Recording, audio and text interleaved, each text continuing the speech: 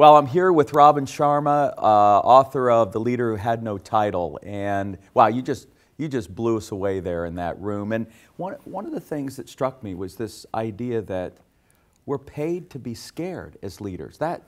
Talk about that. Well, you know, Verne, thanks for the invitation to come to your Fortune Leadership Summit. You know, to me, the idea about being paid to be scared really speaks to the idea that nothing fails like success. And as business people and as leaders, one of our greatest threats is falling in love with our winning formula. And so I think, you know, if you're not scared a lot, you're not really making a lot of progress. And as I said in the room, I think, you know, the place where your fear lives is the place where you really want to go to. And you really want to go to your edges at least every 7 days in terms of innovation, leadership, doing things that make you feel uncomfortable, because discomfort is really an example of leadership. Yeah. And this importance of making sure that we leave all the people we touch better. Speak to that, because I think we as leaders get so busy and caught up in our own stuff and our own vision. Talk a little bit about why this is important and what this means. Absolutely, Verne. You know, Herb Kelleher said it well, the business of business is people. And I think really the stock in trade of a leader without a title is growing more leaders. And I think if you could, and I know you know this and you teach this, Verne, but you know, if you are developing talent around you and you're growing more leaders, and if you have 500 people at your company, you're coaching them that we're building a 500 leader company, your business will be unstoppable in the marketplace. But also, you know, you'll feel fantastic about your work because you are provoking and challenging and inspiring people to do work and things they've never done. That's leadership. And we all want to be Steve Jobs. We all want to be Michelangelo. Can we? And if so, what do we have to do? I don't think we can all be Steve Jobs. Okay. Or Sergey Brin or Jack Dorsey. All right. Let's say there's the woman or man running the small restaurant on the corner. They can be their own genius in their own way. They can work like Picasso painted.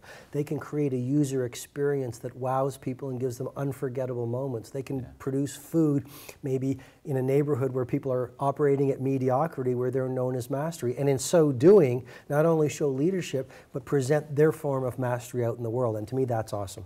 And so to do this, we have to get focused and talk about this. I think it's really critical habit, because we mentioned yesterday, goals are one thing, but if you don't change your daily routines, nothing's going to happen. What's this daily routine that you recommend? Sure. So ideas without execution, we all know are worthless. So a few simple protocols. I would say number one, I call it the 20-20-20 rule. Train yourself to get up at 5 in the morning. We talked about the research today, 66 days. And then spend the first 20 minutes in exercise. You're going to dump dopamine, the motivational focus chemical, into your brain. You're going to increase your energy. You're going to start your day amazingly. The second 20 minutes, review your plan, so you're locked in. And the third 20 minutes, read. You know, we know that when you know more, you can do more. So that would be one, the 20-20-20 rule.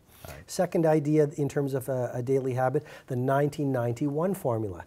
Next 90 days, first 90 minutes of your workday on the single biggest opportunity. And then I would say the final one would be, let's call it education. And I call this the 2X, 3X mindset. To double your income and productivity, triple your investment in personal development and professional education.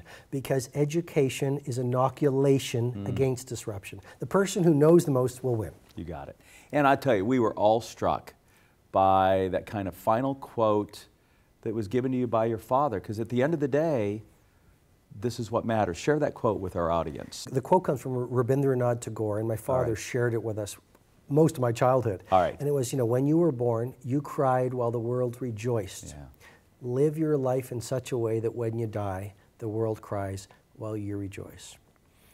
And I think, my friend, at the end of the day, leadership is not about the title or the net worth.